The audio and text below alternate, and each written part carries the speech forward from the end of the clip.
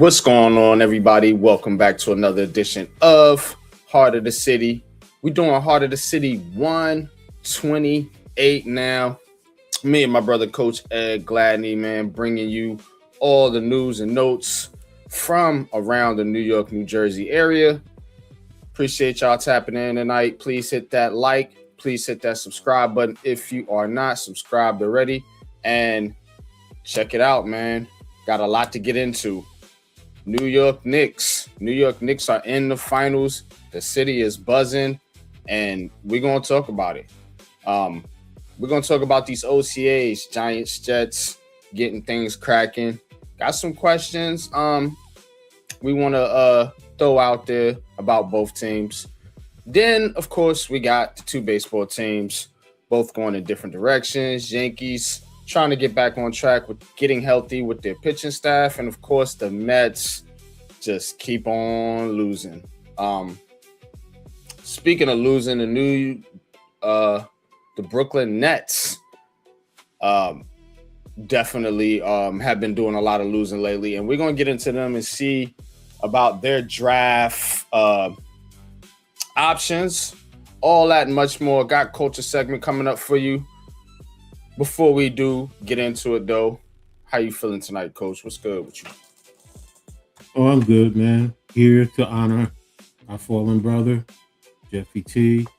You know, his memorial is coming up on Friday, so that's why I got his shirt on. So, you know, we miss you, bro. Love you still, always. So, just had to represent. How you, man? No doubt, man. I'm pretty good. You know, been moving and shaking, so you know how it is, man. Work and more work. Leaf, what's good with you? Mets, salute.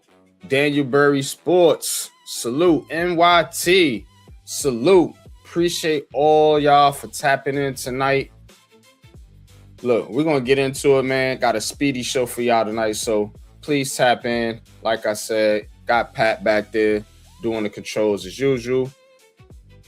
So, without further ado, man, let's get into this thing. Let's read and attack. Shout out to you, Coach. Yeah, I know I had the wrong one up. All right, man, let's go.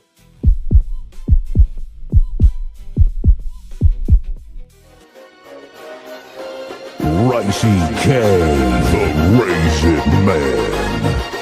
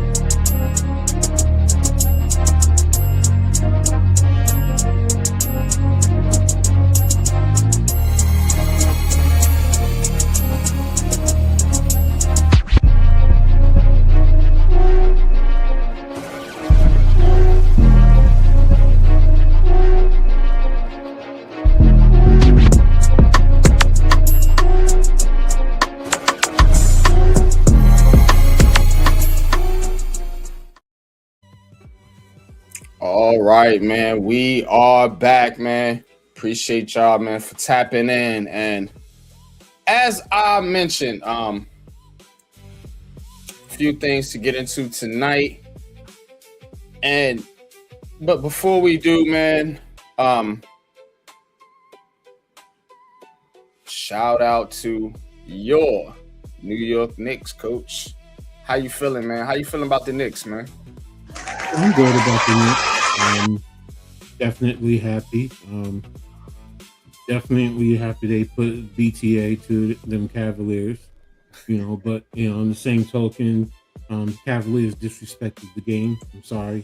You know, if game 4 you quit like that, you know. Yeah. I know we'll dive more into it, but overall, Nasty work. I'm happy about the Knicks. Still got work to do, man. It ain't over. So it's not just about getting there. It's always about, reaching your ultimate goal. So we'll see what happens. Yeah, most definitely. So Knicks in the finals. We're gonna talk about it here a little bit later, but just want to clear that up, man, because a lot of this, a lot of fans right here, man. Passionate Knicks fans throughout New York City, and they are going crazy right now. Since 1999, bro. 1999 was the last time we seen a Knicks team in the finals. So, yeah, reason to celebrate, I'm not going to sit up here and knock it. I ain't going to hate. I ain't going to, you know what I'm saying? I'm proud of that team. And like I told Cave, finish the job. Go win it. Mm-hmm. Go bring it home. Bring it to the city. Mm-hmm. That's why we do this do this show, to celebrate, or not to celebrate, but to support our teams, from our cities, man. And hey, Liberty were there. They got it done. It's your turn. It's your turn. Mm-hmm. Yankees, y'all are coming up. Time to bring another one back. Giants, y'all are coming up soon. A few years. Y'all got to get one. So, yeah, we're going to start putting pressure on these teams to win championships now. It's no more sad, lovable losers over here on Heart of the City. We got teams competing for championships now, in baseball, basketball, and let's hope football will be here soon. But that being said, let's get into Around the City and let's hit these blocks and tap in to see what's going on in the streets. I want the power, but I want the love and respect first. Said I want the power, but I want the love and respect first. Yeah, I want the power, but I want the love and respect first. Yeah, I want the power, the love and respect first. All right, man. We're going to start this thing off, of course, with the baseball, man. So we're going to get into the New York Yankees and check out what's going on over there. New York Yankees. So right now, the Yankees 5-0 over the Royals. Yankees right now 5-0 over the Royals. So you got Garrett Cole, 6 2/3 inning, 4 hits, no runs, 10 Ks. So the coaster is back. Let's get it. So of course, it is the Royals. So I don't want to get too excited here, but yeah, Yankees 3 in a row, going for their 4th. So let's see if they can get the job done against a poor Kansas City Royals team. Speaking of poor teams, let's go to the Mets. New York Mets. All right. Mets up right now. 4-2. Mets up 4-2. Mets put Brazelbon. I don't know who they got out there now, but again, Mets pitching, trying to keep them in the game right now, holding the Reds to 2 runs. So Mets trying to get back on track. Mets have lost 7 out of the last 8, and they are a full 10 games below 500. And I mean, like I said, man, it has been tough to be a Mets fan starting out this year in baseball, but we'll see if they can get back on track eventually. But let's see what we got here. Let's go to the Jets. New York Jets. All right, so the Jets have signed Cortland Ford. Cortland Ford signed to the Jags. They waived Kendrick Black. Ford, 6'6", 315 pounds, offensive lineman, played 46 games, made 25 starts over 5 seasons at USC. So undrafted free agent. Jets picking up here. But Jets also make a trade. The Jets trade Irvin Charles to the Seahawks for a 7th round pick in 2028. So Jets getting a 7th round pick in 2028 for Irvin Charles. So, all right, let's go to the New York Giants. New York Giants. All right, New York Giants have signed nose tackle Josh Tapuo. Josh Tapuo, nose tackle, getting signed by the Giants here.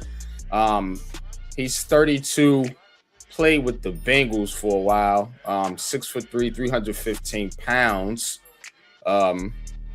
Formerly of Colorado.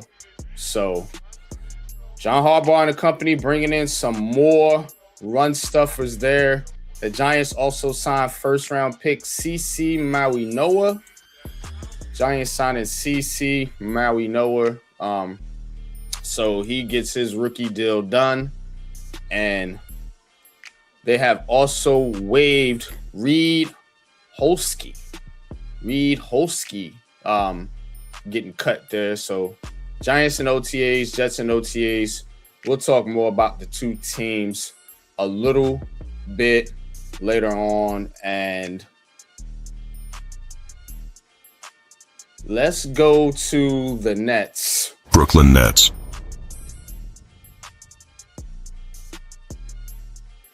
All right, so in Nets news, the Nets are looking to trade. They could trade the 6th overall pick per Bleacher Report for a star to pair with Michael Porter Jr. The Nets are doing whatever they can to disincentivize tanking. are considered to be making win now moves. Win now moves for the Brooklyn Nets. Yeah. So anyway, but they apparently are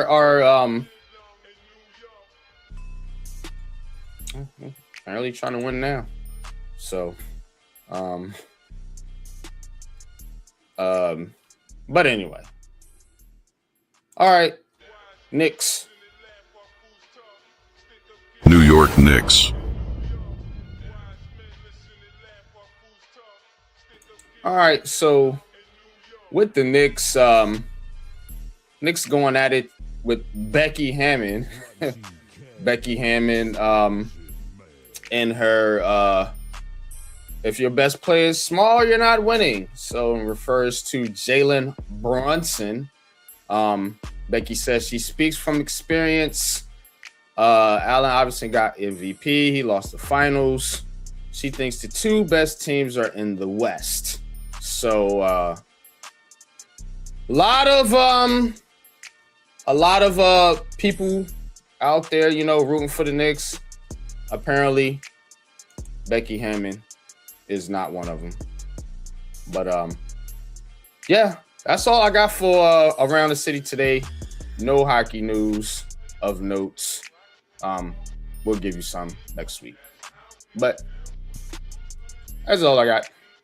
Let's get back to it. I want the power, but I want the love and respect first. Said I want the power, but I want the love and respect first. Yeah, I want the power, but I want the love and respect first. Yeah, I want the power, the love and respect first. All right, back at it, man. And Coach, Mm-hmm. I want to start this thing off, man, by having a little conversation here about the New York Knicks. As we mentioned, we talked about, as I mentioned what Becky Hammond said about Jalen Brunson. Thank you. I want to do that. You can't win with a small guard, comments. And the thing is that I do want to talk about here is Jalen Brunson's position in Knicks franchise history, given the fact that he's now in the finals, which should already put him up there with the 94 team, and the fact that if they win a chip against a Thunder or a Wemby Spurs team, where would he rank as an all-time great Knick? I thought this was a good conversation, because when I got to thinking about history, and you go back further than me, but I start thinking about history. I was like, because a lot of us older people we do have past generation bias. Let's be honest. So I do want to give some of these new players their fair share and their fair shake and their fair credit when it does come to historical conversation. Now, of course, job isn't finished, and Jalen Brunson is not finished his career with the New York Knicks. That being said, if this man wins a chip with this Knicks team, I gotta be honest with you, man. I think he's up there. Is he the best Knick? Is he all time over some other guys? You could throw names out: Reed, Willis Reed, Frazier, Bernard King, Ewing, of course, Melo. I mean, you could throw names out there, but where would he rank? And now we getting ahead of this, of course, before the finals start. We do have the West to figure out whether it's OKC or San Antonio, and then you're going to talk about the finals. The Knicks get swept in the finals. This tampers things down a little bit, but we don't anticipate that to happen. And if they do win, where would Jalen Brunson rank as an all-time Knick? All right, I'm gonna turn it over to you, Coach. All right. I understand most people, if he wins, there are those who are going to put him number one. I can't. Personally, I just can't. And I'm not, poo-pooing him if he wins. Out of respect, Clyde has two. I mean, that I understand it's a different time, a different era. They didn't have the amount of teams, but you don't penalize somebody for the era that they competed in, no matter who it is.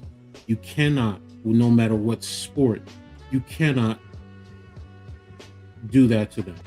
You have to look at the era that they're competing in and weigh it accordingly.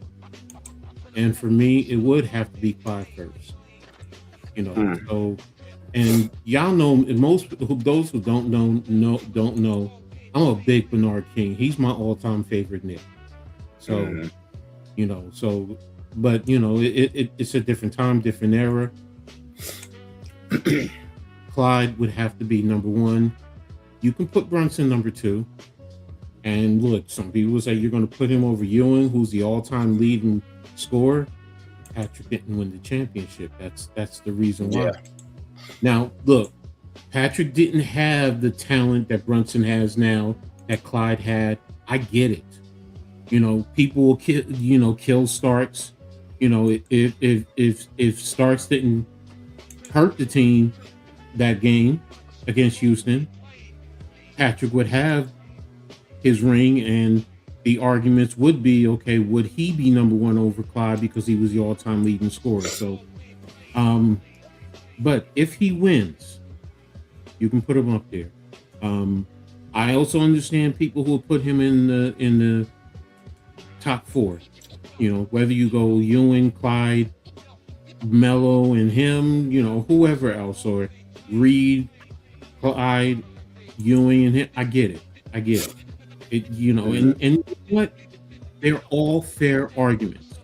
To me, you really, it's your preference. That's why I said, for me, it's Clyde. But I'm not going to poo-poo someone who says, no, it's Ewing. No, it's Brunson for them. Okay. Because there's a lot of, think about it. There's a lot of young people that haven't seen the winning. I get it. I was spoiled. I saw the 99. I saw the 94. I was alive, even though I was a little kid. I was alive with both championships. So, you know, so my association with the Knicks and the winning is totally different than those who were born after 99. Let's be real. You haven't really seen a winning program. You've seen a lot of dysfunction. So I get it. Yeah. I get it. And to them, it's Brunson. And you know what? Run with it, support it, and I support you in you supporting Brunson. I don't see anything wrong with it. But one thing I want to say, just real quick, about Becky Hammond. Yeah, go ahead. Her hypocrisy. You know, because you can't win with a small guard. Okay. Well, you know, it's already been stated about Isaiah Thomas and about Steph. They're small guards. But correct me if I'm wrong, but Tony Parkers is a small guard, and he was with the Spurs, an organization she was there with. She knows the history. She's considered a Spur. They even talked about her being the coach of the Spurs. Yeah. So for her to make that comment, I understand what her intent is, because in today's day and age, but you can win it to me. And shout out to Kendrick Perkins who said it. When you get to this level, to the conference finals and the finals, it's not about the schemes, it's not about the players, it's not about the talent in a sense. It's about the players' wills. Because players are hurt, they know the schemes, they know the X's and O's, they know everybody's favorite move. You know, they know everything. They have a whole season from film, scouting reports, and everything. So it comes down to who has the mental fortitude and the will. And look, I've seen some dogs who ain't the biggest ones out there in all sports that have won. So Becky Hammond, as you like to say, you out of pocket for that one. Yeah, big. Said Becky out of pocket, huh? Out of pocket for that shit. Way out of pocket. What do you gain from that? But yeah. All jokes aside, though, man, I think you got to put Brunson up there. Man, because the way I'm looking at it is, if you deliver the chip, if you bring a championship, just looking at that Knicks fan base and the energy that they have getting to the finals, if you win a championship, I think that puts him up there in the top 5. You could say top 3 if you want to put Frazier and Willis Reed up there, or Bernard King, whoever. Like, he's at least top 3. You see what I'm saying? At least to rival those that was on that first Knicks championships, the first 2. So I think definitely top 3 to 5. You know, and now And the other thing is, Jalen Brunson is a quiet superstar. New York loves quiet superstars. They love their Jeter. They love their Eli Manning. You know, even Ewan, you know, back in the day was a more of a quiet center, quiet superstar. So again, you know, we see a lot of athletes that get heat in the media, you know, for some of the things they do. And somebody brought this up on national media about him actually taking a pay cut to allow his team to sign his proverbial buddies, his friends, Hart, Bridges, and of course making the Karl Anthony Towns trade. So, I mean, shout out to Jalen Brunson, man. I mean, real talk. You know, I'm obviously not a Knicks fan, but I do support the team. I support all the New York teams, and he deserves credit. He does. He deserves credit for what he's done to help this team, and I think people may overlook that. You know, A, if they don't win the chip, and B, they may overlook it because he's not being talked about up there like Luka and Shea and some of these other Wemby now and some of these other guys. But Jalen Brunson is a quiet superstar, not a star, a superstar, you know. And personally, we talked about it in the regular season. I remember us talking about it, you know, whether he should have been in the MVP conversation, you know. So I don't think he really gets enough credit for what the turnaround the Knicks didn't get good till Jalen Brunson got there. Yeah. Basically. True. You know what I'm saying? So, I mean, I think he deserves a ton of credit as being an all-time great New York Knick just at this point. Now, if they win it, you definitely got to shoot him up there near the top. Whether he's 1 or 2 or 3 in your mind, he should be near the top if they win if they complete the mission. One last thing I want to add to this. You can even consider him in the top 4, if you want to say top 5, even if they don't win, but they go out, they go to 7 games, and let's just say it's a last second loss or something to that effect. It's a close game, and it just comes down to it. You still have to respect them and put them up there in that regard too. You know, because all I've heard about last year, if it wasn't for what's probably getting hurt, Indiana probably could have won. They took OKC to 7 games. So why is it that, okay, if that's the case, then if with Halliburton, why wouldn't we at least do the same thing for Brunson in that regard? So I'm just saying, you know what? How they go now, like you said earlier, you get swept, then it changes the whole narrative.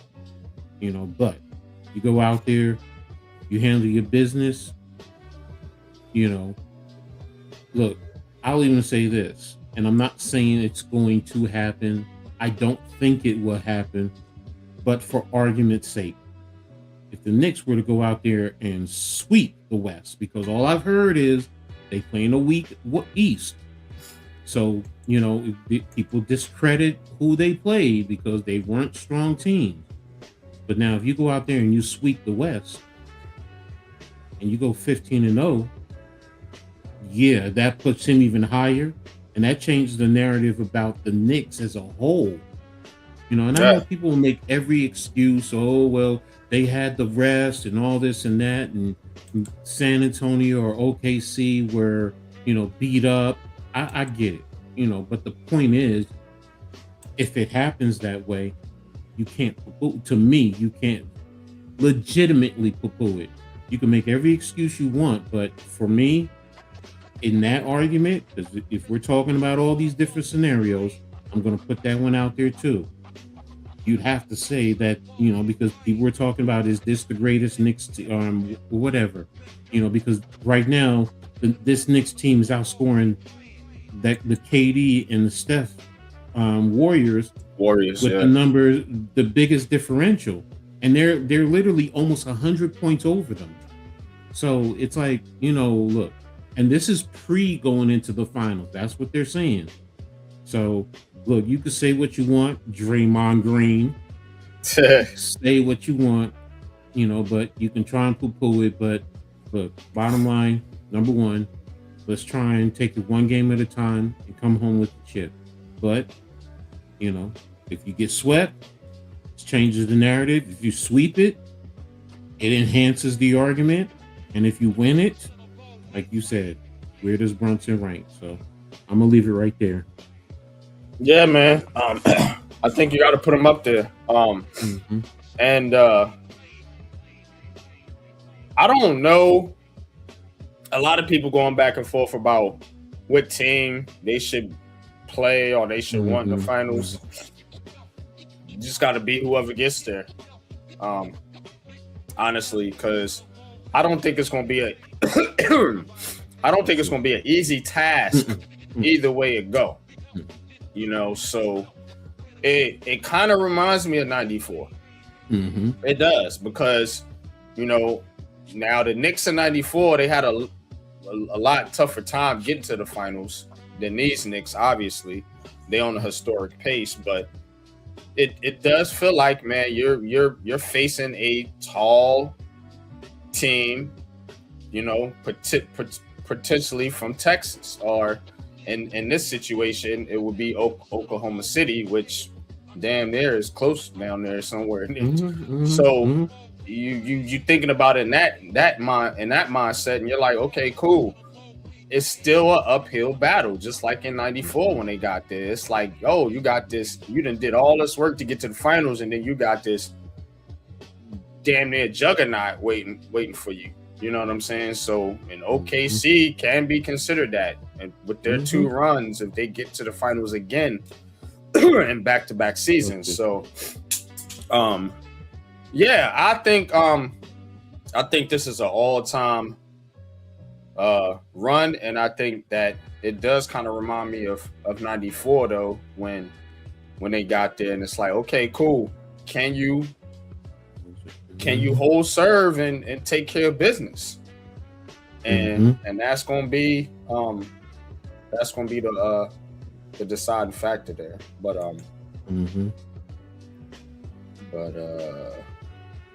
yeah, people out there sleeping on teams and Knicks beat. It's up to them to show the world what is the word. Yeah. No doubt. All right.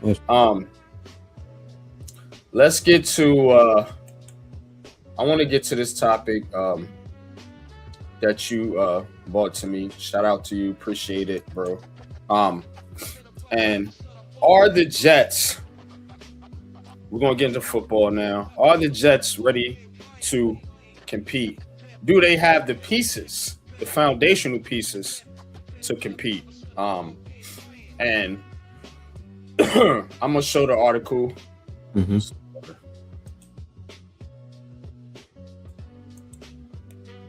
And we can kind of tie this in with the Jets too. If you want to do that, but let me bring this up. All right. How close are the Jets to the 5 key pieces of a Super Bowl foundation? So let's take a look at the 5 pieces. So it says, according to Daniel Jeremiah, let's get this up here. According to Daniel Jeremiah, draft analyst for NFL Network, these 12 spots across 5 key roles need to be filled. So, 1 quarterback, 3 offensive playmakers, 3 quality offensive linemen, 2 pass rushers, and 3 defensive playmakers. And he wants to revisit this concept for every NFL team to build a championship foundation. Mm-hmm. So we're gonna start it off obviously here with the Jets and QB. Yeah, I don't think they got that one. With all due respect to Geno Smith. Let's keep it right here. Mm-hmm. These are the three keys that they need. Y'all can go read this article, Jets X by Michael Nania. Three. Well, first the quarterback. So let's talk about that. The quarterback. Jets don't got a quarterback yet. Jets do not have a future of the franchise type quarterback. They do have a guy that they can compete with in Geno Smith, but they do not have the future of the franchise. So I automatically think they missing number one. 3 offensive playmakers. Do they have 3 offensive playmakers? Well, you got Garrett Wilson. That's one. You got Breece Hall. That's 2. Do they have a 3rd? I mean, you drafted Kenyon Sadiq. He be that piece. Or Omar Cooper Jr. Can he be that piece? Exactly.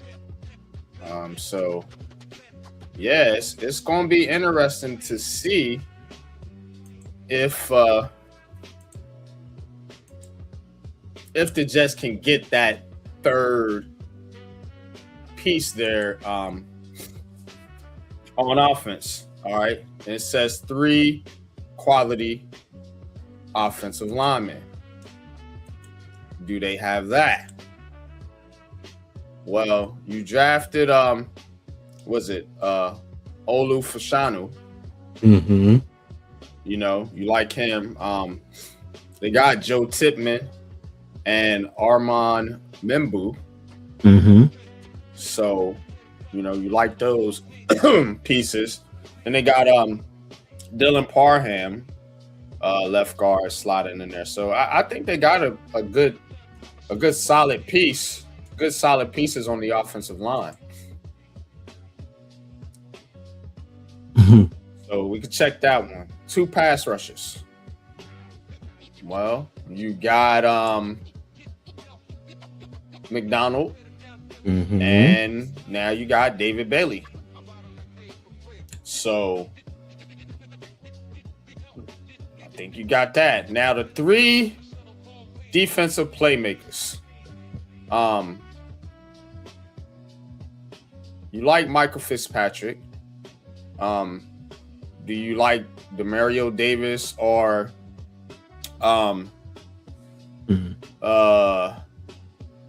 what's the other guy?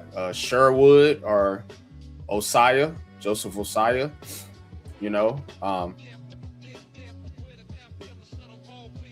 I don't know. I don't think they got the 3 playmakers either. I don't think so. So, but what's your thoughts on this Jets team, man? And whether or not they do have the pieces to compete. Based on this right here, I mean, you touched on it. They don't have the quarterback as yet. The offensive playmakers is, I was, because when you were talking, I was like, you know, well, it's 2 and a possible, like if you were playing spades, you know, because we got to see how the rookies play out. We don't know, but you know, they could possibly have 2 more playmakers that'll give them 4. So, you know, but to me, it's 2 definites and 2 possibles.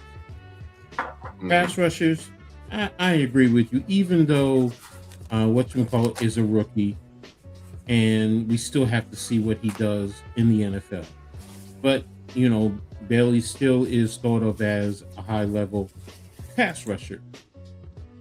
The playmakers is where I'm lost too, because I'm like, all right, now I don't know their roster inside and out, but thinking off the top of my head, you would automatically know who your playmakers are, or you would have a general idea who their playmakers are. So, like you said,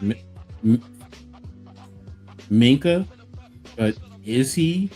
I mean, because the Dolphins just got rid of him, Right. literally. So it's like, okay, well, if he was a playmaker, they would have at least kept him because you had a defensive-minded coach coming in. But I mean, hey, new area back in. Don't forget, he's a Jersey boy. I mean, Old Ridge is literally 40 minutes up the road. So, so maybe that revitalizes him. But I don't know. I mean, they still are missing some pieces on this subject to compete for a Super Bowl. Now, could they be better than what most people are thinking? I really do think so. But and I know a lot of people say they're gonna be 1 or 2, in terms of draft order, and I think they might be a little bit better than that further down the line, but that's just me. Yeah, I could see them winning 6 or 7 games. Exactly. See them. I don't think they're gonna be near the top of the draft order. Pat, yeah, come on in, join the conversation, bro. We're gonna spin this to the New York Giants as well, and talk about them too. But I do believe that the Jets have, out of that list, I would say they have 3 of the 5.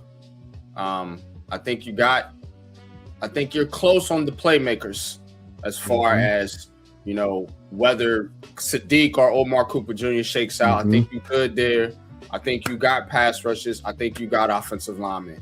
You need to get better as far as defensive playmakers is concerned, and of course, you need to get that proverbial quarterback. But Pat, man, welcome to the show, bro.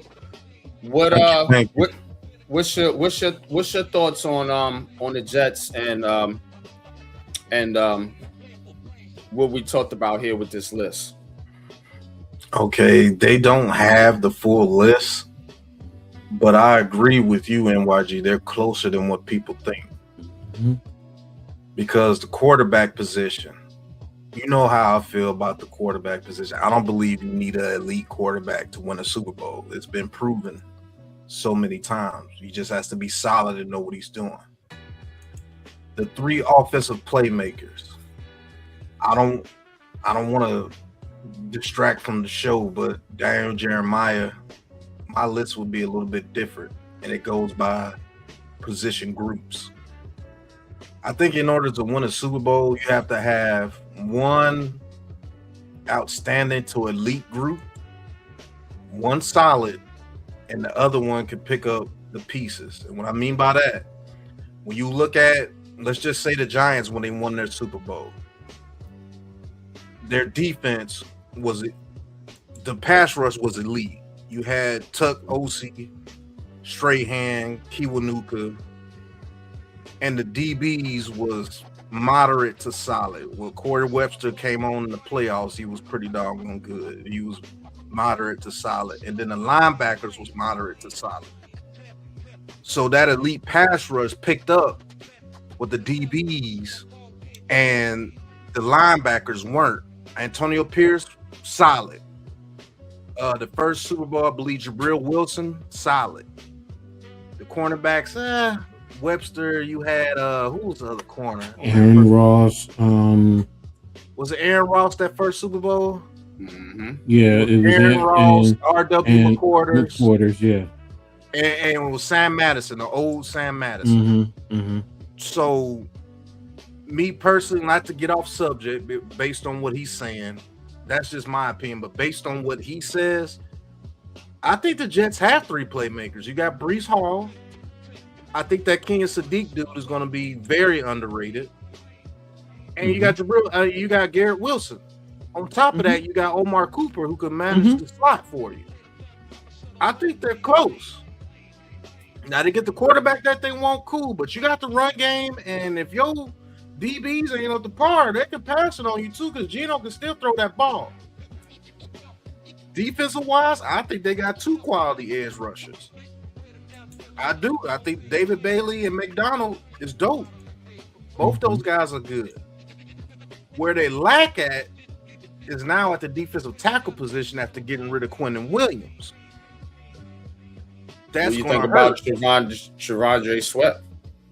Shavondre Sweat is good, but if you had another defensive tackle paired with Quentin Williams, I think your front 7 is legit. They also drafted God, we talked about Darnell Jackson. Yeah. The other defensive tackle from Florida State. Yeah, Darrell Jackson Jr. Yep. If he can step up and be the guy that me and you both predicted he can be, hey, you see what I'm saying? There's a little bit of optimism out there with the New York Jets. They still got Harrison Phillips too, vet. Yes, yes. And then you got Mika Fitzpatrick in the secondary. Now, if you can get a couple of corners to play moderate, you might have a pretty good defense on your hands, because Robert Saleh, if anything that he could do, he could coach some defense. So they're not as far as people think. Aaron Glenn, yeah. Aaron Glenn, I'm sorry, not Saleh, but Aaron Glenn. He could coach some defense. So I think they're closer than what people think. And I think you're right on. I think the Jets might be actually pretty cool to call this year. I think they can win some games, and I think they can beat some teams that they ain't supposed to beat because of that run game. Because remember, they still got the other boy from Wisconsin that we wanted here. You see what I'm saying? You got 2 running backs that you got back there. Hand the ball off, sir. Yeah, and they have that other tight end too, Mason Taylor. Yep, Mason Taylor. Yep. So they can definitely go. They can definitely run those 2 tight end sets. And Sadiq could go in the slot, and he's like a receiver. You see what I'm saying? We'll see. I think you're on to something, NYG. Real talk. And you were the first one to start making people notice about that. This Jets team is not as bad as you think.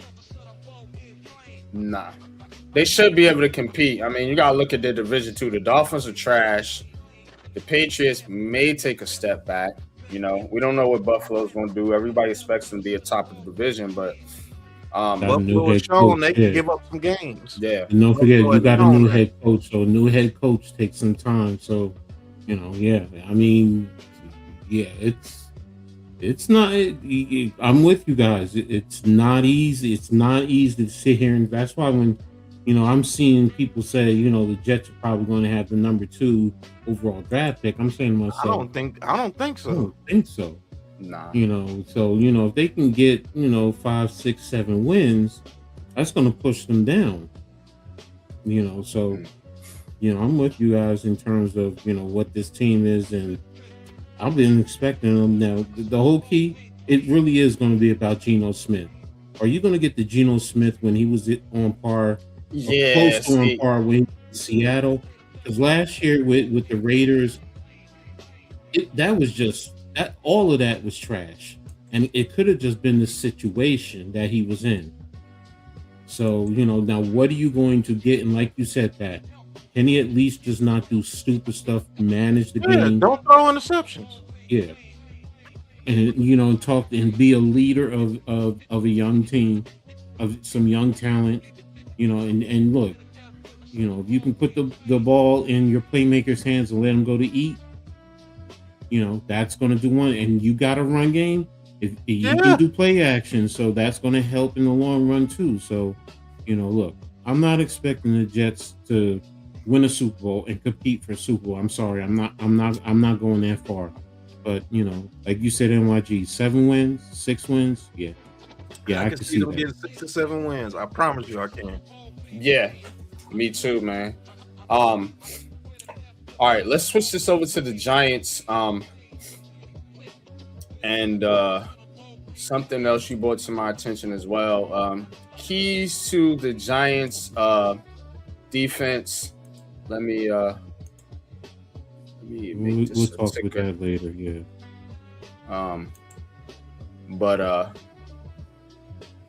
So,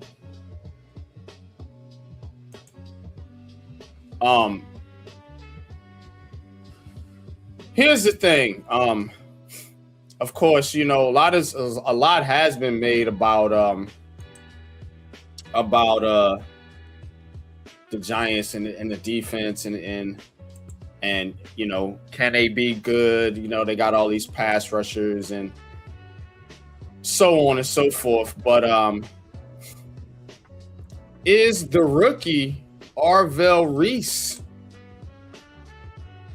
is he the key to the Giants defense in 2026? So this article by SB Nation, Chris Flum. Is Arvell Reese the key to the Giants defense in 2026? Now, without reading the full article, just want to bring this conversation up. And again, shout out to you, Coach, for the material. But well, Arvell Reese is a rookie. He's also a first round top 5 pick. You know what I mean? So we do have to look at the fact that he is going to play a major part in this defense. Is he the key to the defense being good in 2026? I'm going to say yeah. Here's why I say yeah. And I think it's kind of a twofold. I think it's him, but I also think it's Tremaine Edmonds as well. Because the biggest difference from last year going to this year is those 2 linebacker spots on this defense. And that in itself should elevate the Giants defense above what they did last year. Even without, you know, or questions, I guess, at D tackles, whatever they want to say. So yes, Arvell Reese, and here's the thing too. When you look at your division, I look at Jalen Hurts, I look at Jaden Daniels.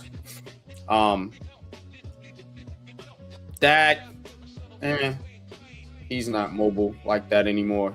But you got 2 very mobile quarterbacks in your division, and you got teams that love to run the football over here in the NFC East. So I do believe the key is going to be Arvell Reese. Look, you got 2 linebackers with him and Edmonds that can roam sideline to sideline, and all those outside runs and 5-10 yard runs, teams, those little bubble screens and little short crap like that. The Giants should be able to defend that stuff a lot better going into this season. Now, the deep pass, we'll see what the secondary looks like. But I do believe those little short, little dump on passes that from 5 that will turn to 15, 20 just because you can't tackle or your linebackers is trash, I don't see that happening no more. And the only reason it's going to be like that is if you get the production that you expect from Arvell Reese and Tremaine Edmonds. So again, Tremaine Edmonds is going to be a big part of that too. But, you know, the Giants drafted Arvell Reese for a reason. Now, you 2 guys know X's and O's a lot better than I do. So I'm going to kick it over to y'all, but let's start with you, Pat. What keys to the defense? Is Arvell Reese the key to the defense? And if not, who is? Let me know what you got. So, yes, he's one of the keys to this defense this year, only because the key to this defense this year is stopping the run.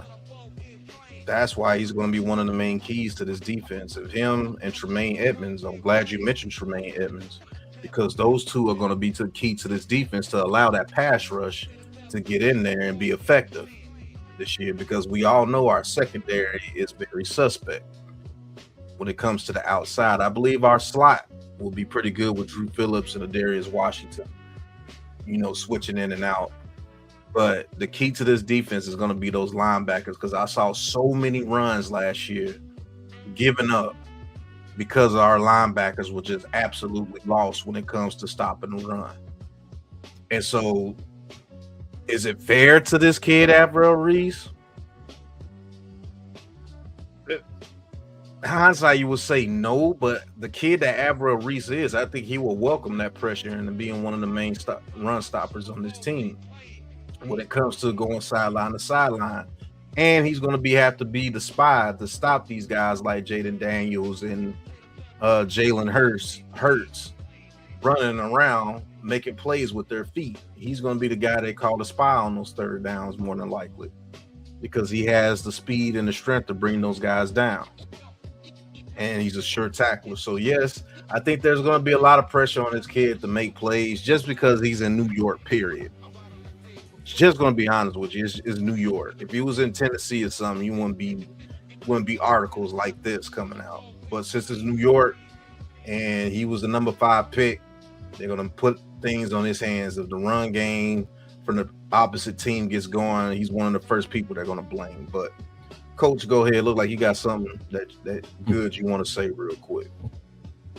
Well, you two have hit it perfectly when you're talking about the linebackers, but I'm going to take it a little bit off the field, and it's going to be about Wilson, Coach Wilson, and making sure, putting the players in the right position and unlocking them so that they can go out and perform.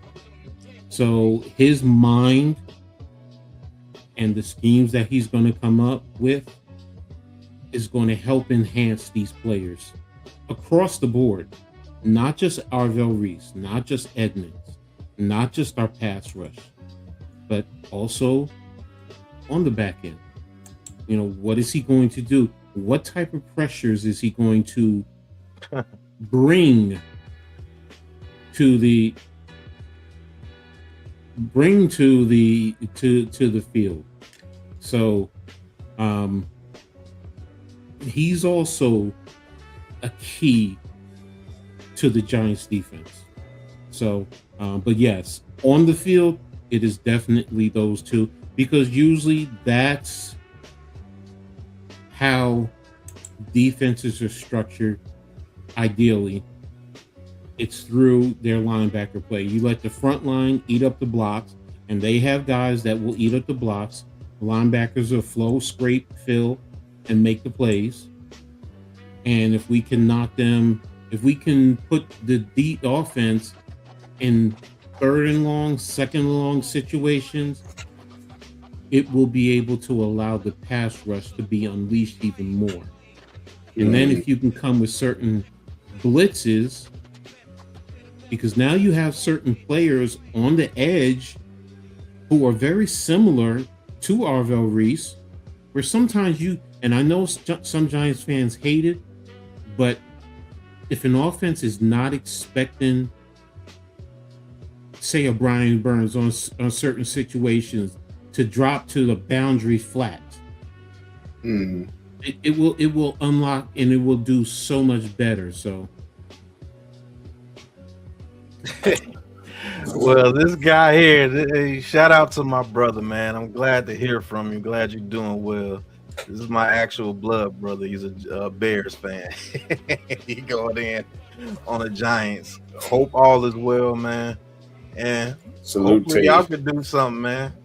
Caleb Williams was trying to do something for y'all, but the magic ran out in the playoffs. I gotta take care of my boy out there. That's all I care about. Oh, Manung guy. Yeah, Kyle Manung guy. My guy, Manung guy. Yeah. But yeah, Judah Tribe, man. He's a Chicago Bears content creator, man. Go check him out, man. Salute. Go to Judah Tribe, man. Salute to you, man. Glad Salute to you, man. Glad Appreciate you tapping in. Yep. But facts. Yeah. Hey, I've created but one thing, NYG, and I'm gonna leave it alone. I've created my own network, big bro. And would love for you to come do Bears content on here, man. I'm really happy to hear from you. Seriously. Haven't heard from you in a while. Glad to hear from you. But go ahead.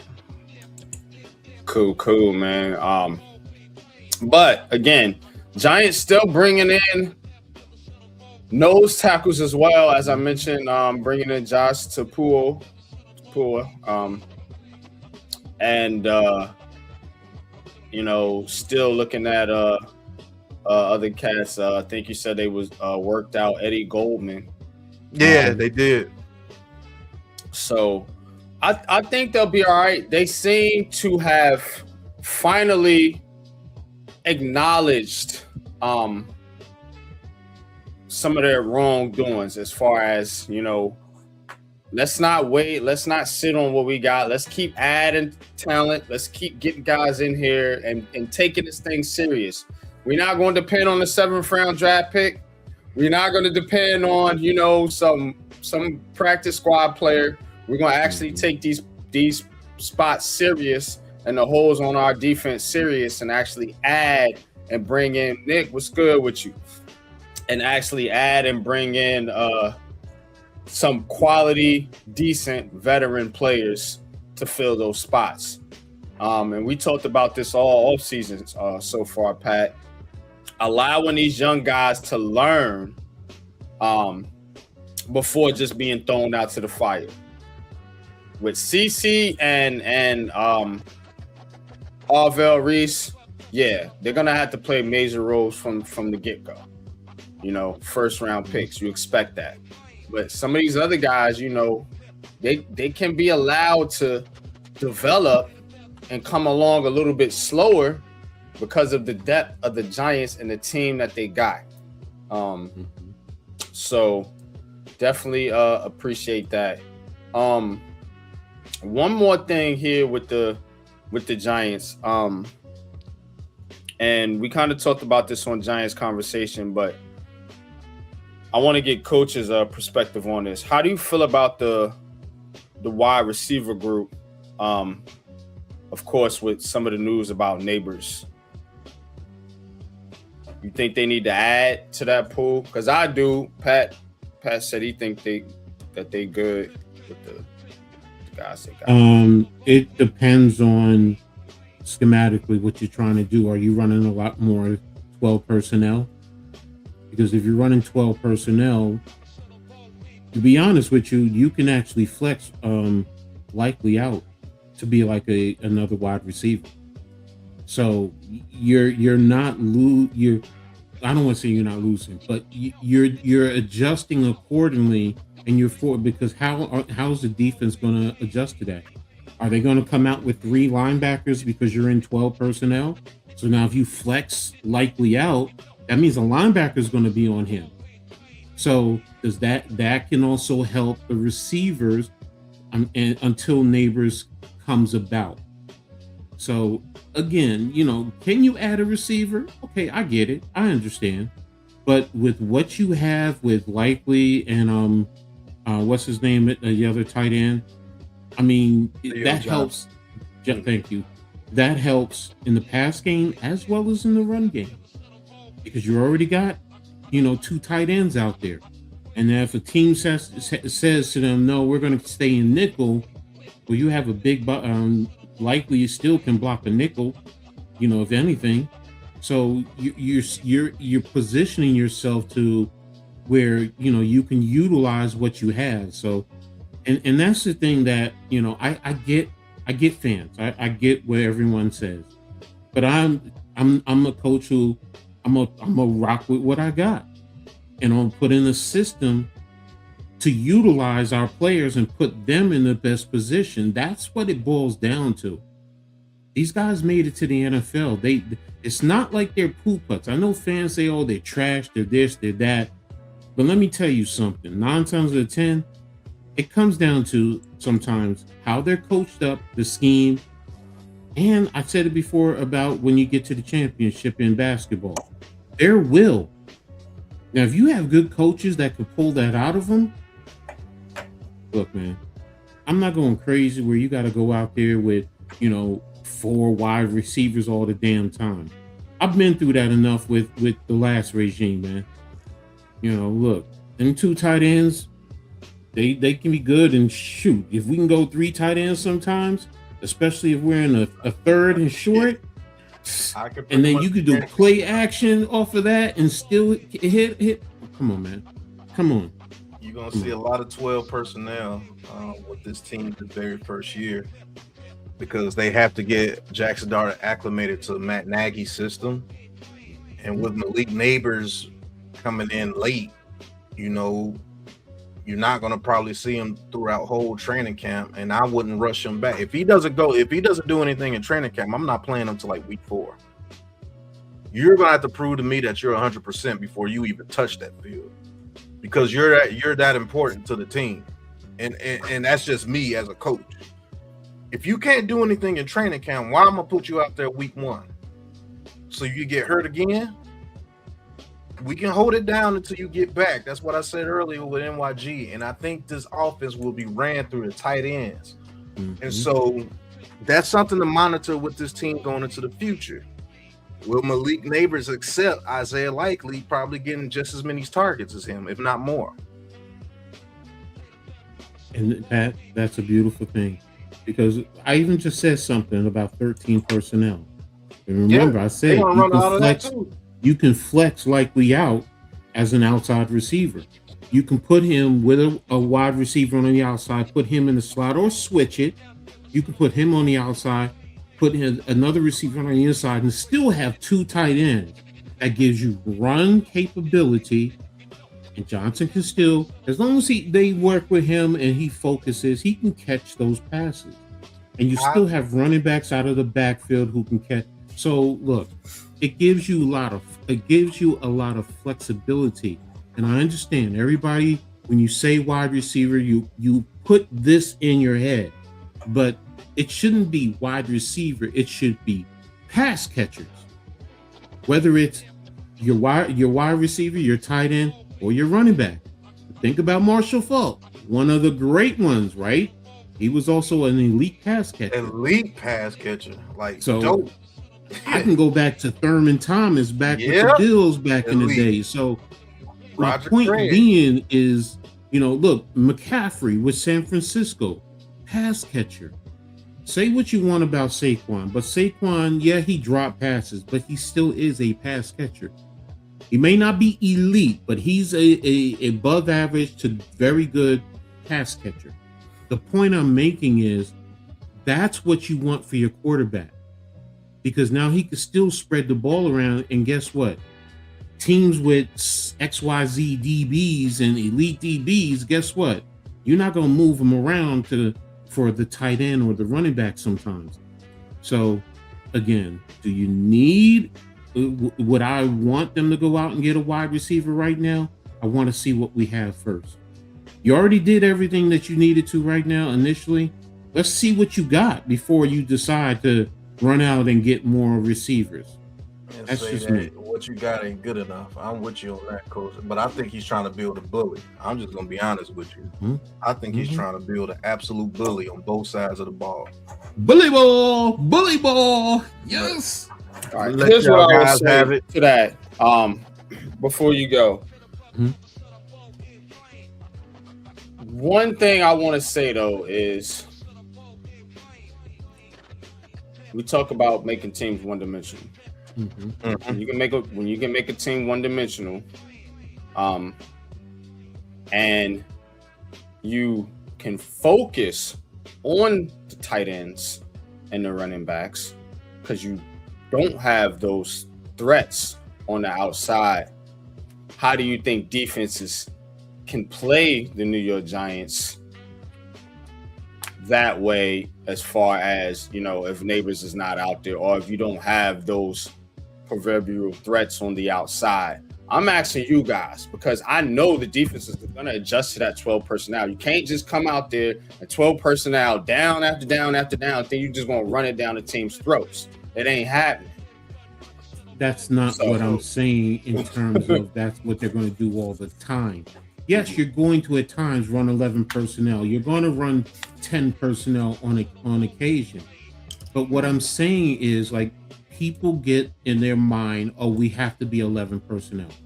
That's their thing. And I'm like, no, you can be 12 personnel. Yeah, that's not what I'm saying. Yeah. No, I know that's not what you're saying, but what I'm saying is there is a facet of people that think like that. And I'm saying just because you're in 12 personnel, you have likely can play as a wide receiver.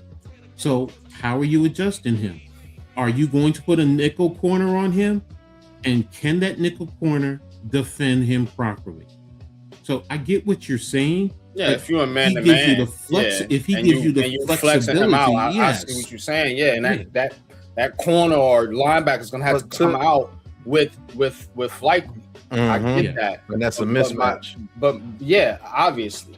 But my thing is, teams don't necessarily have to play that way. They can go in a zone, or they can play different types of coverages and negate that. That's what I'm trying to say. So to make your point, NYG, and I understand where you're coming from. If you don't have to worry about that receiver, that one receiver that's out there on the 12 personnel, then it's not neighbors. Let's just say it's Darnell Mooney or Slayton.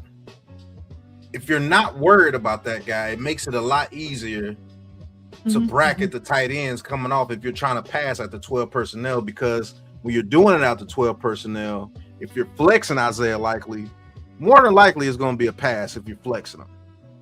Let's just keep it honest. Unless you're going to pull Ricard and pull CC to whatever side you want to go to and run the ball, you could do it out of that too. But if you're flexing Isaiah Likely out wide, who's the guy that's going to make you come out that zone? You see what I'm saying? As good as Isaiah Likely is, you can zone him and bracket him and stop him from being a dominant force, because you only have so many pass sets that you could do out of 12 personnel. Coach, you know that. You can only do so much out of 12 personnel when it comes to the route tree. And then you got tight ends running those routes, so they're not going to run the routes like a receiver can. So if that opposite side receiver, I get where NYG is coming, is not Malik Neighbors and it doesn't scare you, I know that I can lock him up one-on-one. Even if you throw that deep fly to him, more than likely my guy's going to win. It does make it tougher to pass the ball, and it makes it easier to congest the whole offense in that aspect. I get where NYG is coming from. No, I get it too. But like you said, he talked about the zone, and you can flood a zone. Yeah, you can. You can flood the zone. I mean, I get what you're saying. And look, there's always a counter to everything in football. There really is. You know, it doesn't matter if it's on offense, it's on defense. You know, it's up to the coaching staff to identify that and put the players in the position to execute. So, who do you trust in that flood concept?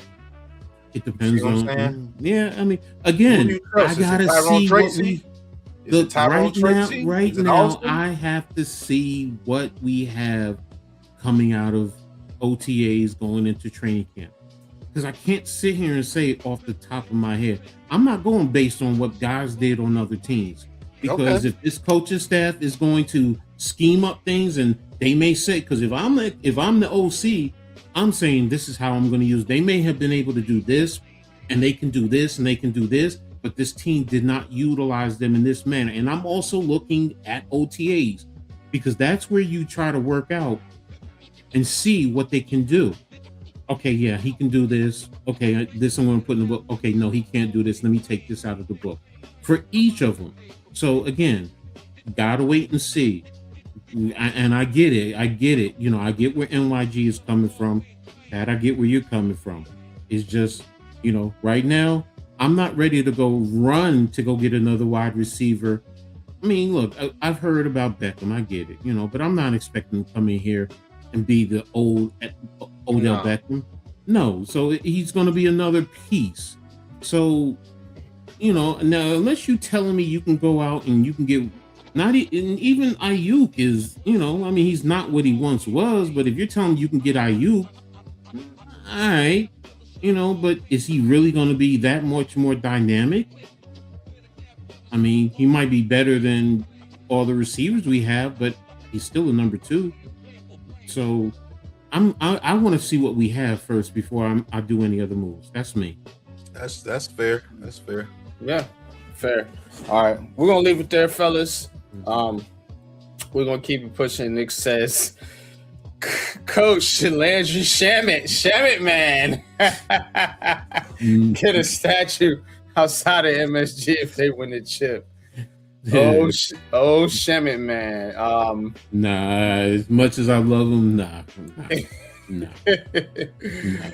All right, man. But so we got let's see, we got all right, let's update the scores here before we get in the coaching segment.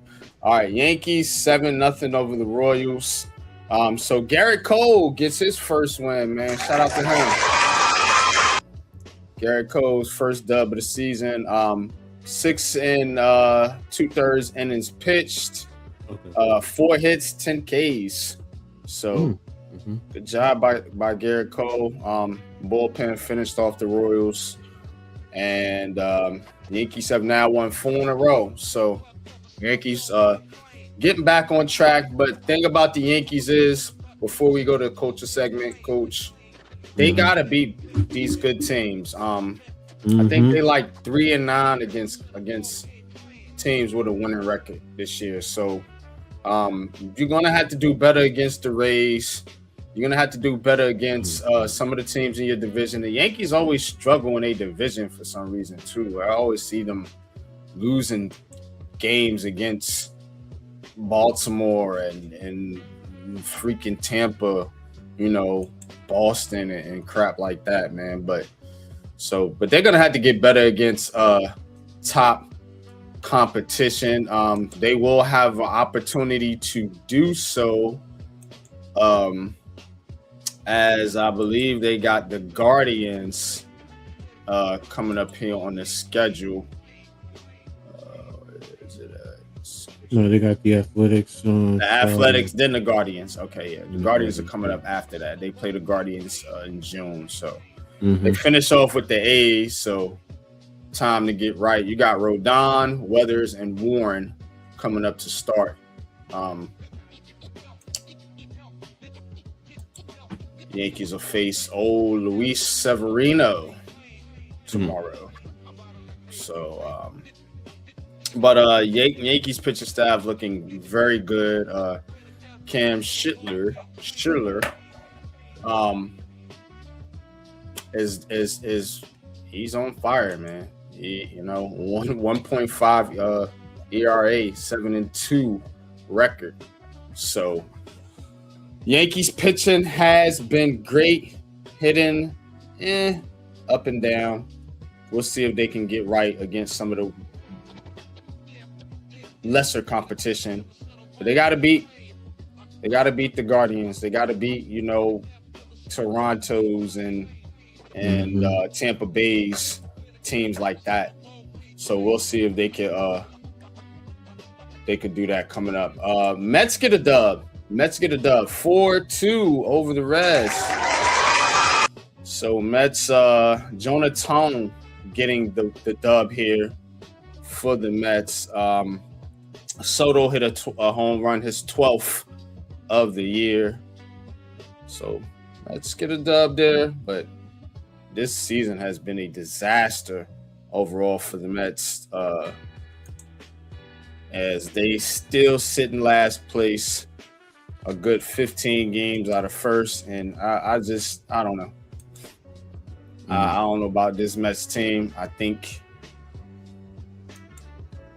they're gonna be dead in the water in about another month or so.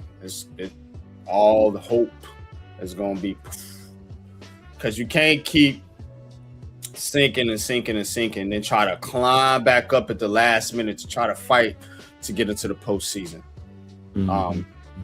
It don't work that way, So I think it's an uphill battle for the Mets.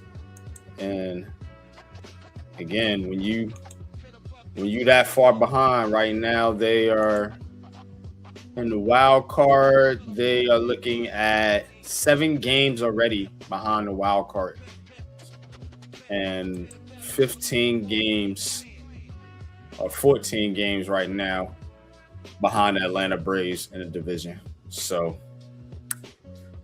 it's a uphill battle. Yankees a game and a half behind Tampa in that division race. So we'll see if the Yankees can take control of the AL East lead. I expect them to do so at some point, but we'll see. All right, let's go to coach's segment. We're going to get into coach's segment tonight, and tonight we getting you ready for summertime, summertime with summertime jams, cookout jams, all those old those vibe songs. When you go to a cookout, you go to a family reunion, or you in the summertime, it's a party or something. The jams, man. That's what I like to call it. To get you exactly The jams. You know what I'm saying? Now I don't cut a rug much as they say, or dance. So we used to cut. My dad used to call it cutting a rug. But when these songs come on, they do make you move a little bit. So, all right. You got some pretty beautiful slides sitting up there, Coach. I'm gonna let you go ahead. I didn't do as I got some slides, but I didn't do as extravagant as you did today. But I'm gonna let you rock out. No problem. I got you. We're gonna get to the coaching segment. I'm gonna get you to chime in after we get done too, Pat. So we can go ahead and hit it, man. Let's go.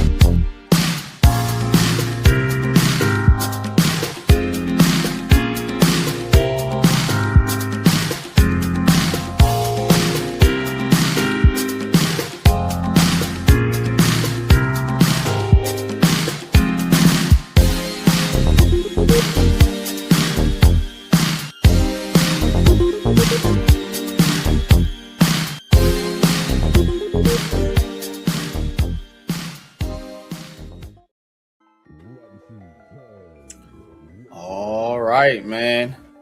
Coach's segment time. Top 5 summer jams, cookout jams, your jammy jams, your mammy jams. We're going to get into it, man. So, Coach, I'm going to let you set it off, man. So let's hop into it. All right, man.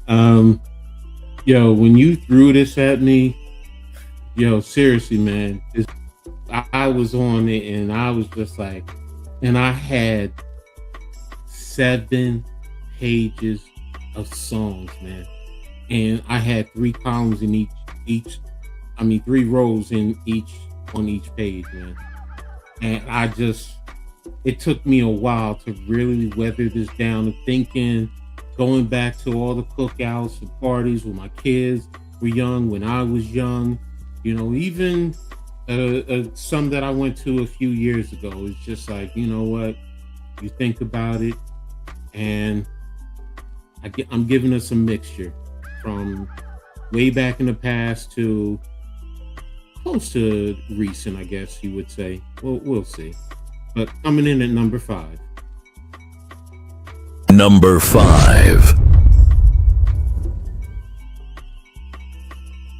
Before I Let Go with Frankie Beverly and Maze, man. This is a song that, as soon as that intro, dun, dun, dun, dun, and then you just, it's a cool, smooth type of a jam. You can sit down, you can talk, you bob in, go way back into the 70s with this. I mean, the early 80s, late 70s, somewhere in that era. But you just sit back and come on, Frankie Beverly and Maze, R.I.P. to Frankie Beverly. But man, it's a classic. And this represents, for me, those cookouts, those really good cookouts, man. You know, with the good food as well as good people around, kids running around playing whatever. So people playing cards, you know, whether it's spades, whatever, bit whiz, you name it, man. So there you have it. Coming in at number 4. Number 4. Come on, man. The cha-cha slide. Come on, man. You know that comes on. Everybody gets up and they want to start dancing and doing it. And, you know, slide to the left, slide to the right. No matter what, it just gets your energy going, you know, at that cookout. And you could be doing this at 9, 10 o'clock at night. And if you got cool neighbors, they come over and they want to get in and start dancing with you when that song comes on. So and as you see, I'm putting in, you know, who did this, who was the originator. DJ Casper is the originator of the cha-cha slide. So, but yeah, this is that great. You had your good eats, had a little taste, you know, a little teddy, and then you get up and you dancing, you know, and if you got that little shorty or, you know, you see that female you want, yeah, you slide right behind her. So this is definitely one of them songs. So coming in at number 3. Number 3. Come on, man. The title itself, man. DJ Jazzy Jeff and the Fresh Prince, Summertime. I mean, summertime, you know. I mean, and he's always just lyrics after lyrics after lyrics. But yeah, man, you just sit and you're cool and you're cool, you know, whatever it is, you know, and like you said, you know, in the song, you know, whether you're at the cookout, playing basketball at the park, in your car, you know, playing the music, whatever the case is, but it introduces the summer. You hear this, you like, oh yeah, summer's right here. It's right around that corner. So got to get your gear. Like you said, you got to go to the mall, get your gear so you can go to the cookout at 4 o'clock. Come on, man. Come on. What can I say? You got to have this in here. All right. Coming in at number 2. Number 2. Ajmer, come on. Come on now. It's time for the percolator. It's time for the percolator. It's time for the percolator. Come on, man. You hear that and that wop, wop, wop, wop. Oh man, and you get the dances going, and when you out there really dancing and you got that female with you sweating with it, and she's sweating with you, and she turning around and she grinding. Oh, come on, man. What this is like really that ultimate dance, true dance song. You know, you had the cha-cha slide for Collective, you know, but this is the one that, you know, you really got that girl that you really want to get with. Yeah, there you go. And coming in at number 1.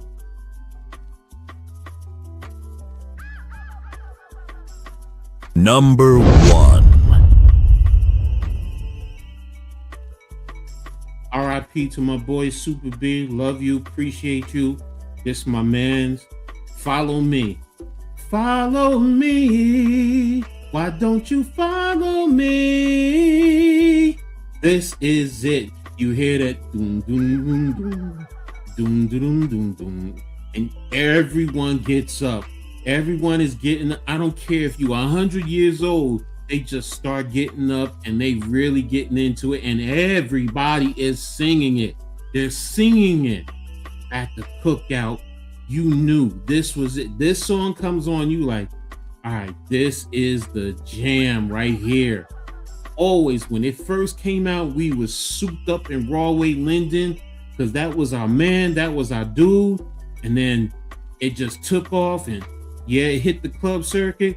But when you had the cookouts, man, boom, you had to. If you ain't played this in a cookout, yo, it was whack. It was weak. It wasn't talking nothing, because you gotta play Follow Me by the Alias. So there you have it. Now, I also have some honorable mentions, so go ahead, bring that up. So you got Outstanding by the Gap Band, Push It by Salt and Pepper, Groove Me by Guy, and come on, Poison by BBD. This is why I said this was hard for me, but there you have it. This is my cookout summertime song. So what's up, NYG? Yeah, spectacular list. And yeah, this is hard. This is hard, man. You know, time for the percolator. Yeah, time for the percolator. Everybody just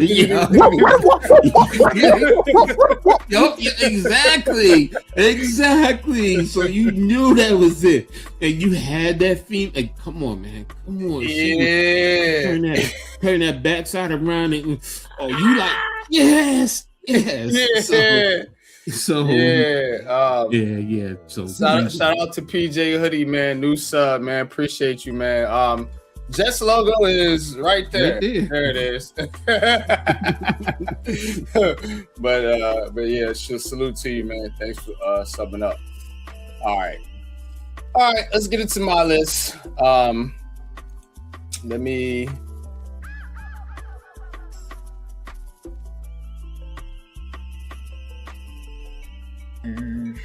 Here we go.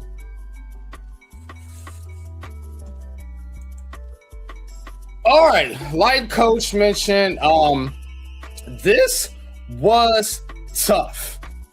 This was tough, and again, summertime cookout jams, my era-ish, old school, new school.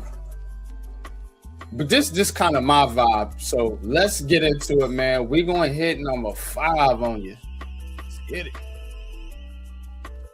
Number 5. All right. I don't know if y'all know about the Rump Shaker, but this used to bump back in the day, bro. I'm trying to tell you, man. Yo. All I want to do is the zoom, zoom, zoom, with a boom, boom. Yeah, check. Let me check. I'm telling you, bro. This joint used to bump back in the day, man. And it was a summertime joint, real joint, but real shit, man, because all the honeys was out there shaking that rump, boy. I'll tell you what. Now,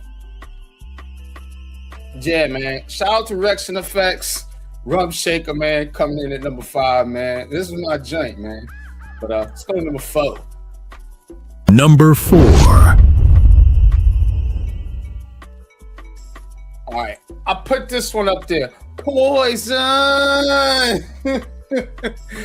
Bill Biv DeVoe. Yes, Poison. Anytime you hear that song, it automatically take you to that place of a cookout or some type of family gathering or something like that. You know what I'm saying? Automatically, man. I still joint when I'm in my truck and this joint come on. I'm still like Poison. Like, yeah. So that's all-time greats. You know, we talking about a list right here of songs that when you hear them, it take you to a certain place. Poisons. Let's go to number 3. Number 3. Hip Hop Parade, ho, hey, ho, hey, ho. Yeah, I see Coach back. So again, one of them songs that automatically, put you in that vibe, that cookout vibe, that summertime vibe, man. Yeah. Naughty by Nature, man. Naughty by Nature, Hip Hop Parade. One a classic, like I'm saying, Hip Hop Parade. Just the energy of that song, man, got you hyped, got you ready for whatever event you was at or about to go to. So, and again, it hit harder back in the day, but all these songs still hitting now. That's what's so great about them. You know, you can still play this joint and still get that same type vibe. All right, let's go to number 2. Get into the heavy hitters. Number 2. All right, shout out to Rob Bass. RIP. Had to put it takes two to make a thing go right. It takes two to make it out of sight. I want to rock right now.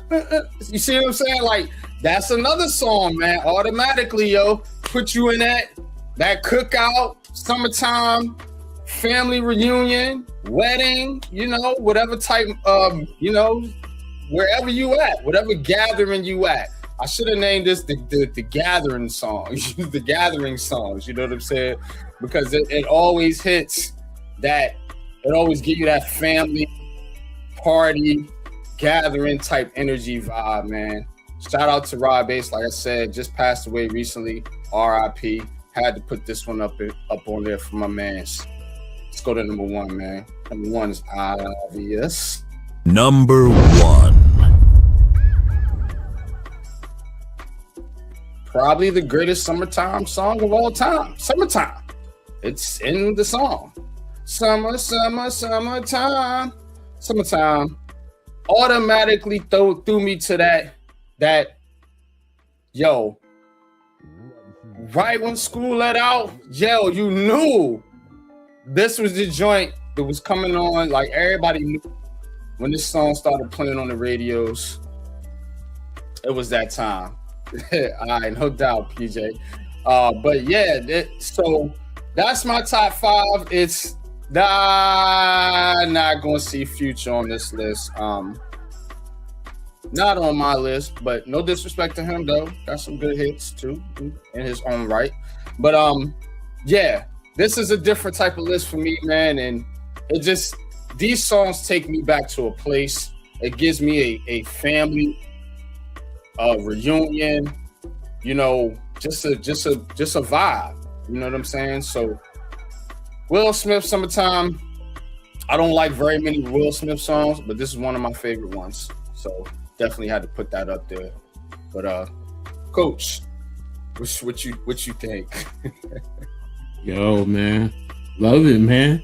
I mean, them some heavy hitters too, man. So you can't go wrong with it, man. So yeah, the hip hop correct. Come on, man. Naughty by Nature, Summertime. Yeah, Rob Bass. Yeah, rest in peace. I mean, yeah, really, man. You hit it. And them are no, Deuce does not deserve a statue.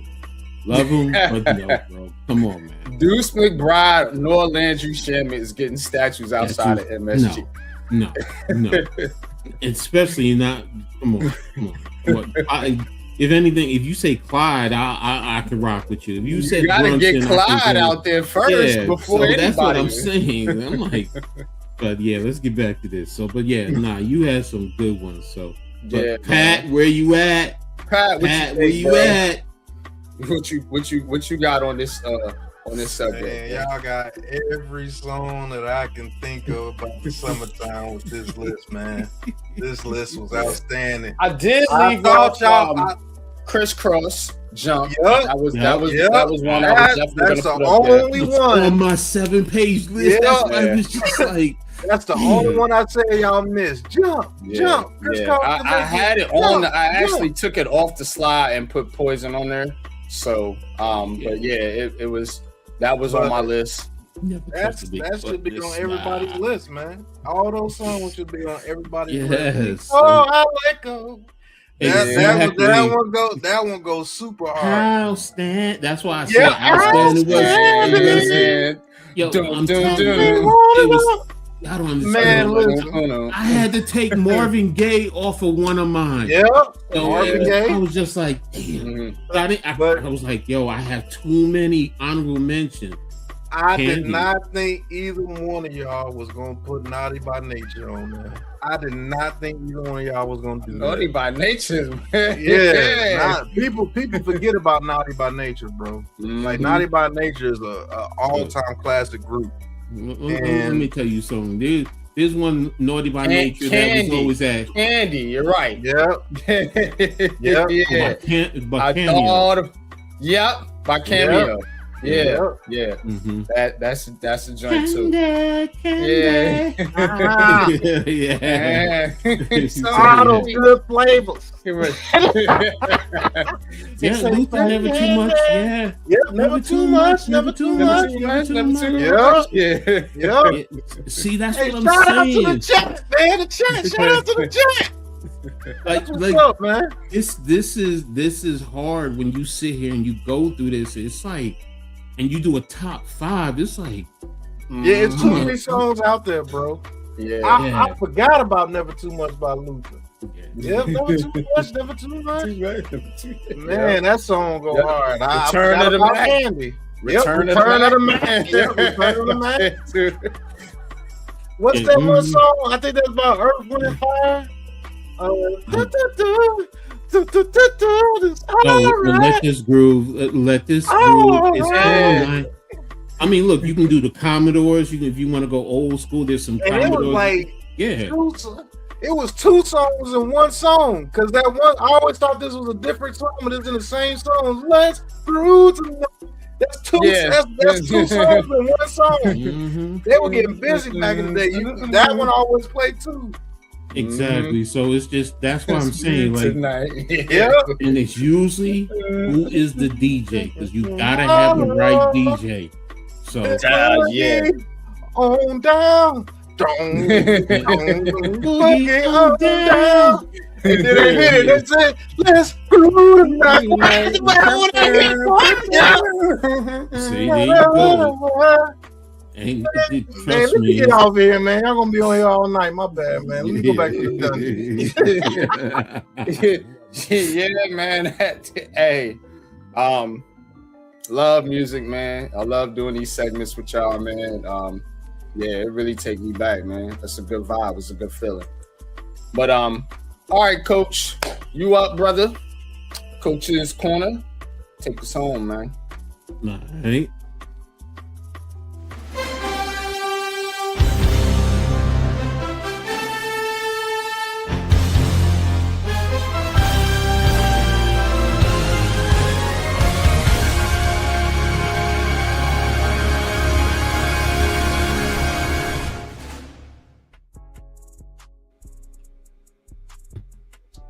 I'm ready to get into this.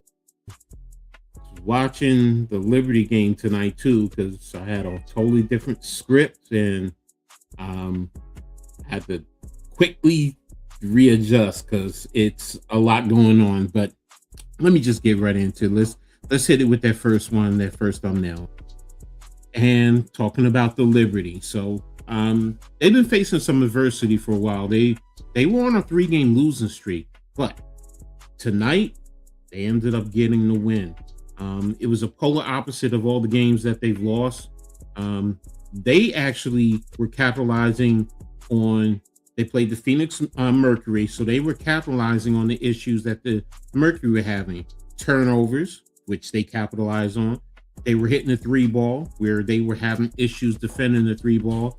And they played some tough, elite defense. When I tell you, that defense was elite. Now, they've also been having issues in the third quarter, but the third quarter tonight was what's really propelled them going in, because going into halftime, they were down by 1, but they ended up pushing the envelope and they pushed it to double digits. Now, along with the issues that they've been having, first of all, congratulations, Liberty. They were at 3-4 tonight, but now they're at 500 at 4-4.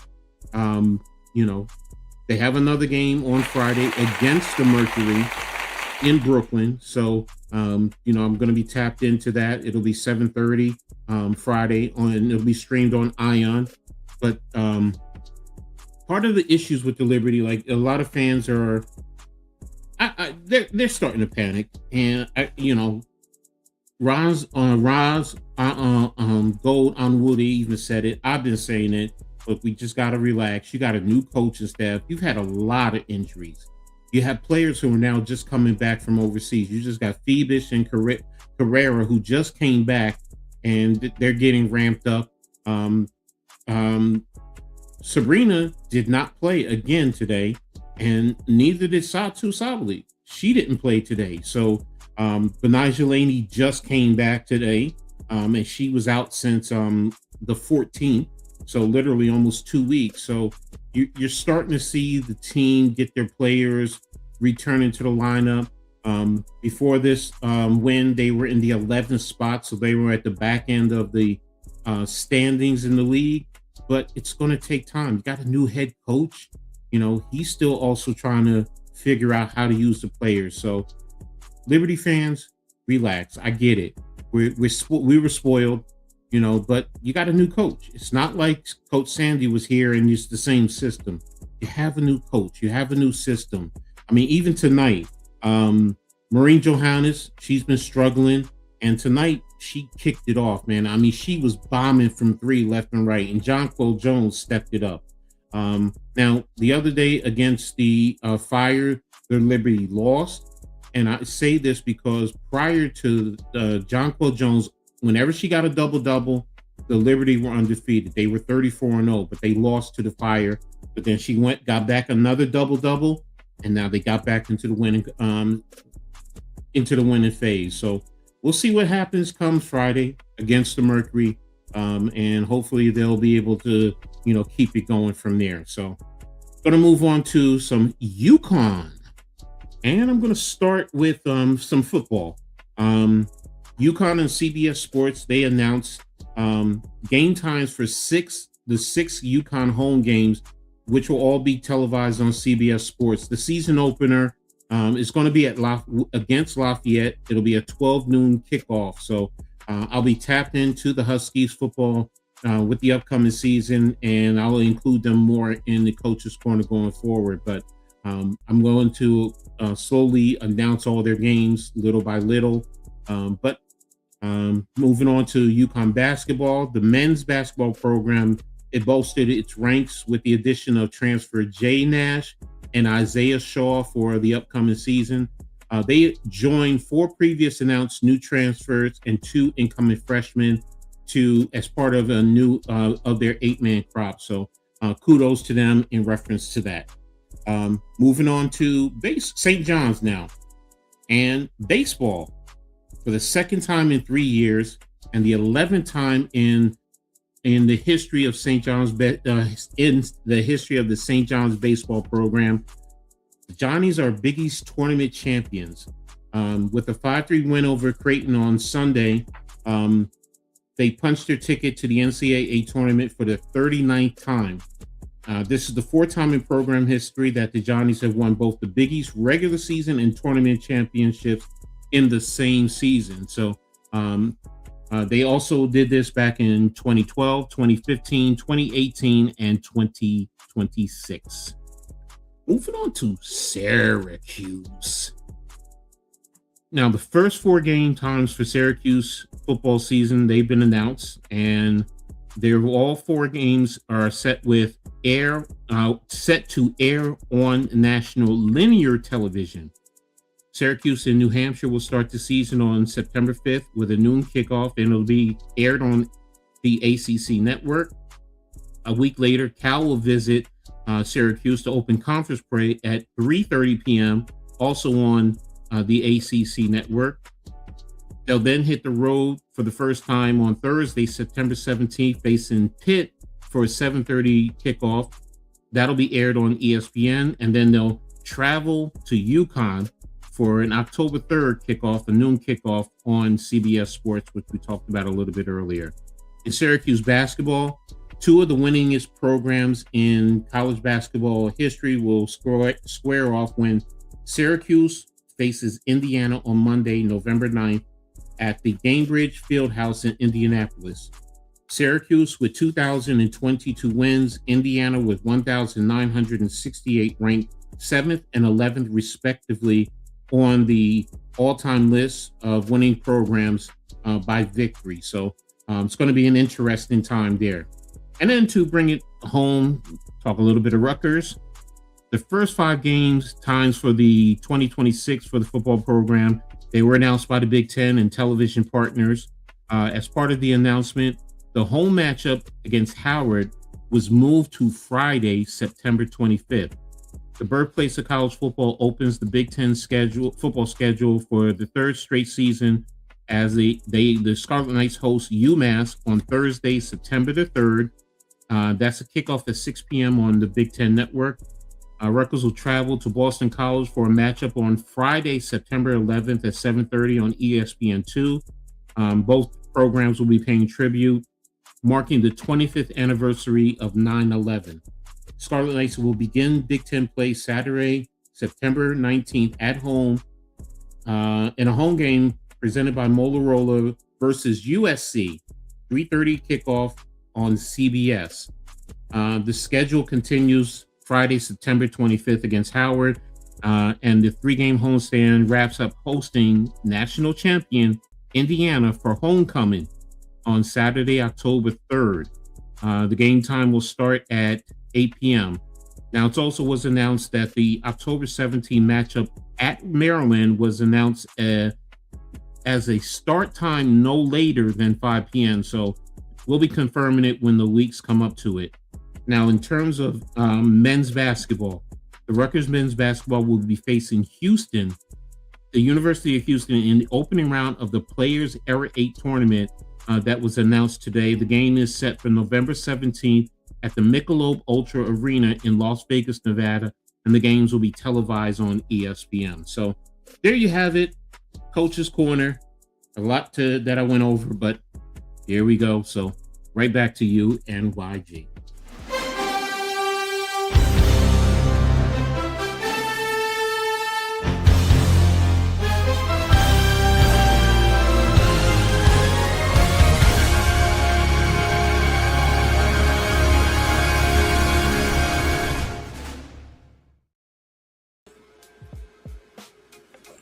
All right, man. Good stuff, Coach. Liberty, man. They're gonna be all right. Yeah. I think they're gonna be all right. Like I said, Sab has been out for a lot. Satu has been out. Benijah was out. Phoebus Where they was at now? In the it's still early though. How many games they playing now? They're 4-4. They play 44 games on the season. They're playing 44 games. Okay, so they still got a good. They still got time to go. Do they got to get better? You got a new coaching staff. Because I know the WNBA season was real short. Yeah, they expanded to 44 this year. Last year, no, this year was it last year? I think, but yeah, they expanded. So last year, because it was what, like 30. I think it was. I think they expanded another 8 games. I think it was 36. Okay. So. But again, like I said, it's going to take them a little bit of time. Plus, like I said, new coaching staff. I'm not stressed. Cave, Leaf, and I said it yesterday on WNBA She Got Game. We're not worrying about it. We're really not. We think they'll get it together. And look. So who's the favorite now? Like who's looking good? Who is their stiff competition? It's always going to be the Aces. Look, let's be real. It's the Aces. The Liberty and the Aces were projected to match up in the title. The Mercury, not the Mercury, and the Lynx. They're always going to be tough.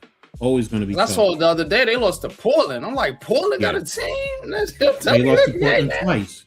They lost to Portland twice. So, but yeah, got the female version of Clyde Drexler over there.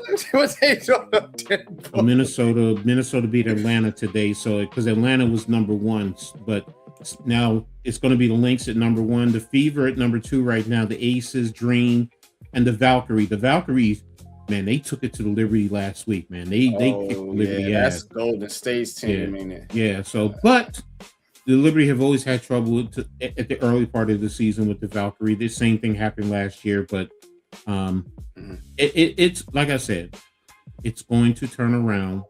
They're going to be fine. The Wings, they're a tough team. A team called the Tempo? Yeah, Toronto. Oh, wow.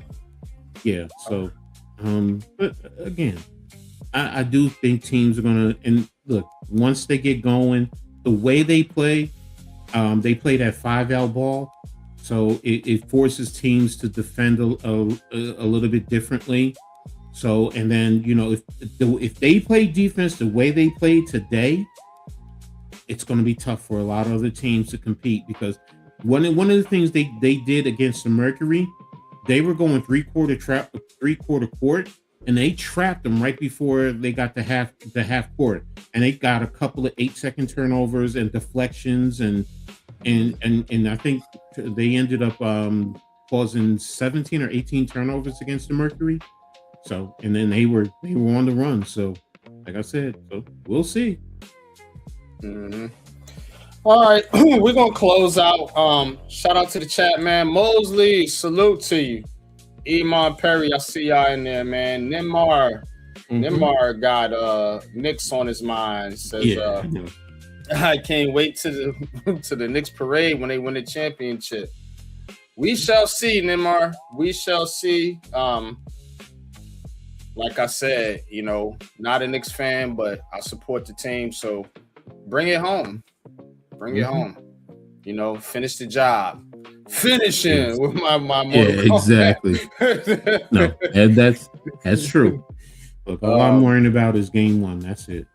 Yeah. They're gonna have a good amount of rest, though. Let's hope they don't come out rusty in the first game. I just don't want to see 94 all over again. You know what I'm saying? Because that was, you know, you were up 3-2. I remember that going back to Houston, and you lost those two, and you blew the championship. So whatever happens in this series, let's just hope that, you know, the Knicks can give it their best effort and, you know, lay it all out there on the table, and whatever happens, you know. I think it'll be a good series regardless of who it is, and we'll be covering it right here on Heart of the City and, of course, on the Aboriginal Sports Network. Shout out to Man Cave, calling all the games this year. So we'll be tapped in over there once the final starts. But, Pat, it's that time, man. Take us out, bro. All right. Thank you for watching Heart of the City. Hit that like and subscribe button for us, man. Definitely go check out Unpopular Opinion Sports and Coach Ed Sports personal channels. Go subscribe to them as well. Thank you guys for tuning in. Appreciate the new subscribers that came in tonight, and we are out. Peace.